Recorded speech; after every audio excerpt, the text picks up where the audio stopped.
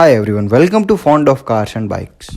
Automobile industry में एक नई क्रांति आ रही है जो है इलेक्ट्रिक व्हीकल्स। और हो सकता है इलेक्ट्रिक व्हीकल्स ही ऑटोमोबाइल इंडस्ट्री का फ्यूचर हो। तो इस वीडियो में हम करंट कंडीशंस को ध्यान में रखते हुए इलेक्ट्रिक व्हीकल्स के एडवांटेजेस एंड डिसएडवांटेजेस की बात करेंगे। स्टार्ट करते हैं इलेक्ट्रिक व्हीकल्स के एडवांटेजेस से। इलेक्ट्रिक व्हीकल्स का इको फ्रेंडली होना। Generally petrol and diesel cars में इंटरनल कंबसन इंजन होते हैं, जिसके कारण ये कारें काफ़ी मात्रा में नेचर के लिए हार्मफुल गैसेज छोड़ती हैं। लेकिन इलेक्ट्रिक व्हीकल्स मोटर से चलते हैं, जिसके कारण इनसे नेचर को नुकसान पहुंचाने वाले किसी भी तरह के अवशेष नहीं निकलते हैं।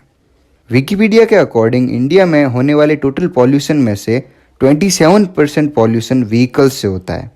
तो अगर हम इंटरनल कंबसन इंजन वाले व्हीकल्स के बजाय इलेक्ट्रिक व्हीकल्स का यूज़ करते हैं तो इंडिया में होने वाले पॉल्यूशन को काफ़ी मात्रा में कम कर सकते हैं। नेक्स्ट एडवांटेज है इलेक्ट्रिक व्हीकल्स की परफॉर्मेंस। अभी तक इंडिया में ज़्यादा इलेक्ट्रिक कार्स लॉन्च नहीं हुई हैं, लेकिन जो हुई है उनकी टॉप स्पीड 120 से 160 किलोमीटर पर आवर के आसपास है, जो कि इनिशियल स्टेज में ज़्यादा कम भी नहीं है। लेकिन इलेक्ट्रिक व्हीकल्स की पिकअप स्पीड काफ़ी इंप्रेसिव होती है, जिसका एग्जाम्पल है टेस्ला की मॉडल एस, जिसने पिकअप स्पीड के मामले में 2.4 सेकेंड्स में 100 किलोमीटर पर आवर की स्पीड पकड़कर वर्ल्ड की फास्टेस्ट कार बुगाटी चिरॉन को भी बीट कर दिया है। वो बात अलग है कि टेस्ला कार्स अभी तक इंडिया में अवेलेबल नहीं हुई हैं। नेक्स्ट एडवांटेज है इलेक्ट्रिक व्हीकल्स का माइलेज। रिसर्चर्स के अकॉर्डिंग इंडिया में पर person 26 litre petrol and 74 litre diesel per year use होता है। आप इन्हें करंट रेट्स के साथ मल्टीप्लाई करके इंडिया में पेट्रोल एंड डीजल पर होने वाले खर्च का अनुमान लगा सकते हैं। अगर आप इसका अनुमान लगाते हैं तो नीचे कमेंट करके हमें भी ज़रूर बताएं। अभी तक इंडिया में लॉन्च हुई कार एक चार्ज में 300 से 400 किलोमीटर की डिस्टेंस कवर कर सकती हैं और इन्हें फुल चार्ज करने में काफ़ी कम पैसा खर्च होता है। तो अगर हम इलेक्ट्रिक व्हीकल्स का यूज़ करते हैं तो इन एक्सपेंसेस को बहुत कम कर सकते हैं। नेक्स्ट एडवांटेज है इलेक्ट्रिक व्हीकल्स का कम मेंटेनेंस खर्च। इंटरनल कंबसन इंजन वाली कार्स में छोटे मोटे कई पार्ट्स होते हैं, जिससे उनके डिसलोकेट होने या ख़राब होने की पॉसिबिलिटी ज़्यादा रहती है। लेकिन इलेक्ट्रिक व्हीकल्स में काफ़ी कम पार्ट्स होते हैं, जिससे उनमें प्रॉब्लम्स आने की प्रोबेबिलिटी भी उतनी ही कम होती है। इंटरनल कंबसन इंजन वाली कार्स में कई टाइप की रेगुलर सर्विसेज की ज़रूरत होती है, जैसे oil change, air filter replacement या फ्यूल फिल्टर रिप्लेसमेंट आदि। इस हिसाब से इलेक्ट्रिक व्हीकल्स के मेंटेनेंस एक्सपेंसेस भी काफ़ी कम होते हैं। नेक्स्ट एडवांटेज है इलेक्ट्रिक व्हीकल्स का तेज़ी से बढ़ता प्रोडक्शन। टाटा, होंडाई, एमजी और कुछ और कंपनीज इंडियन मार्केट में अपने इलेक्ट्रिक कार्स लॉन्च कर चुकी हैं और लगभग सभी कंपनीज अपनी अपनी इलेक्ट्रिक कार्स ला रही हैं, जिससे इंडियन मार्केट में इलेक्ट्रिक कार्स को लेकर कंपनीज में कंपटीशन बढ़ेगा और कार्स की प्राइस कम होने के साथ साथ इनकी टेक्नोलॉजी में भी और सुधार आएगा और हमारे पास कार चूज़ करने के लिए काफ़ी ऑप्शंस होंगे। नेक्स्ट एडवांटेज है गवर्नमेंट के द्वारा इलेक्ट्रिक व्हीकल्स को प्रोत्साहन दिया जाना। गवर्नमेंट पॉल्यूशन को कम करने और पेट्रोल एंड डीजल के यूज़ को कम करने के लिए इलेक्ट्रिक व्हीकल्स को प्रोत्साहन दे रही है। इसके लिए गवर्नमेंट ने इलेक्ट्रिक व्हीकल्स पर लगने वाले जीएसटी को 12% से घटाकर 5% कर दिया है, जहां अदर व्हीकल्स पर 18% और 28% तक जीएसटी लगती है।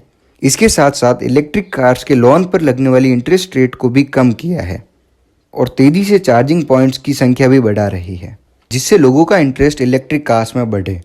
सो ये थे इलेक्ट्रिक व्हीकल्स के एडवांटेजेस। अब बात करते हैं इलेक्ट्रिक व्हीकल्स के कुछ डिसएडवांटेजेस की। इलेक्ट्रिक व्हीकल्स का हाई प्राइस्ड होना। पेट्रोल एंड डीजल कार्स के कंपैरिजन में इलेक्ट्रिक कार्स की प्राइस काफ़ी ज़्यादा होती है। इसका एग्जांपल है टाटा नेक्सॉन, जिसके इंटरनल कंबसन इंजन वाले बेस वेरिएंट की प्राइस लगभग 7 लाख के आसपास है, जबकि इसी के इलेक्ट्रिक वेरिएंट की प्राइस लगभग 14 लाख के आसपास है। इस हिसाब से प्राइस में काफ़ी डिफरेंस आता है। सो नेक्स्ट डिसएडवांटेज है इलेक्ट्रिक व्हीकल्स की शॉर्ट ड्राइविंग रेंज।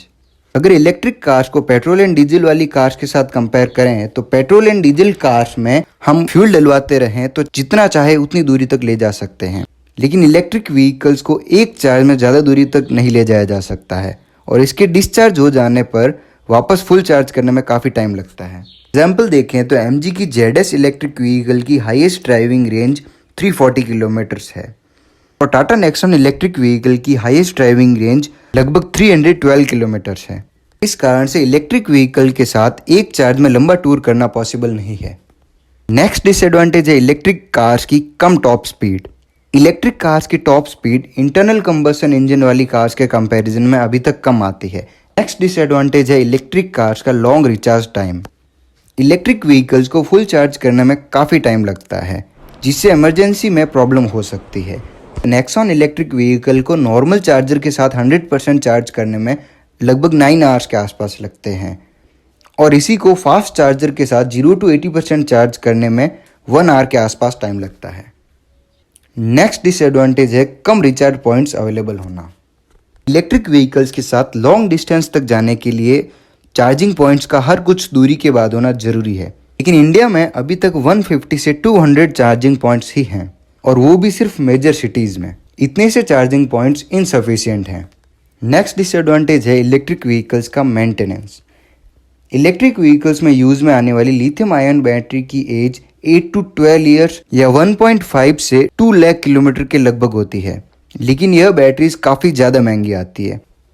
तो अगर आप कार को लॉन्ग टाइम तक यूज़ करते हैं और उसकी बैटरी ख़राब हो जाए तो आपकी जेब काफ़ी हल्की हो सकती है। एग्जाम्पल के लिए एक 30 kWh की बैटरी जैसे कि टाटा नेक्सॉन में आती है, उसकी अनुमानित कीमत 3 से 5 लाख तक हो सकती है। नेक्स्ट डिसएडवांटेज है इलेक्ट्रिक कार्स का ज़रूरत से ज़्यादा साइलेंट होना। इलेक्ट्रिक व्हीकल्स मोटर से चलने के कारण काफ़ी साइलेंटली चलते हैं।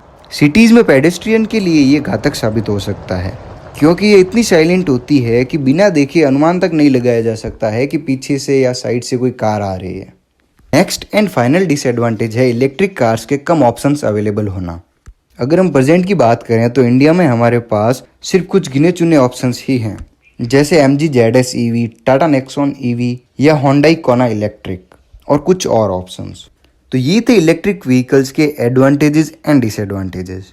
वीडियो के थोड़ा बड़ा हो जाने के कारण हम इलेक्ट्रिक व्हीकल्स में आने वाले नए इंप्रूवमेंट्स और हमारी ऑनेस्ट ओपिनियन नहीं दे पाए। तो अगर आप चाहते हैं कि हम इसके सीक्वेंस में वीडियो बनाएं तो हमें कमेंट करके बताएं। अच्छा रिस्पॉन्स आने पर हम इसका सीक्वेंस वीडियो ज़रूर बनाएंगे। तो अगर आपको ये वीडियो पसंद आया तो लाइक कीजिए, और इसी टाइप के और वीडियोस देखने के लिए चैनल ज़रूर सब्सक्राइब करें। Thank you very much.